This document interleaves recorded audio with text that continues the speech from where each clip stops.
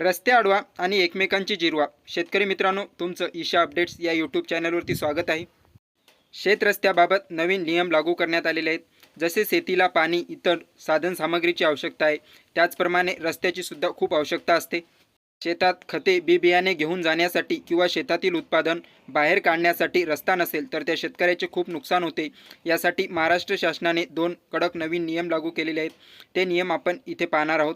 कायदा आहे मामलदार कोर्ट अभियान 1905 कलम 5 यानुसार जुना शेतरस्ता अतिक्रमण, चर, झाडे किंवा इतर कारणांनी बंद झाला असेल तर तहसीलदार तो रस्ता मोकळा करून देऊ शकतो. नंबर 2चा कायदा आहे महाराष्ट्र जमीन महसूल 1966 कलम 143(4) यानुसार एखाद्या शेतजमिनीला जाण्यासाठी कोणताही रस्ता उपलब्ध नसेल तर नवीन शेती रस्ता मिळवण्यासाठी अर्ज करता येतो. शेतरस्ता मिळवण्यासाठी किंवा अतिक्रमण हटवण्यासाठी संबंधित तहसीलदाराकडे लेखी अर्ज करावा लागतो. त्यानंतर महसूल विभागाकडून प्रत्यक्ष पाहणी करून निर्णय घेतला जातो.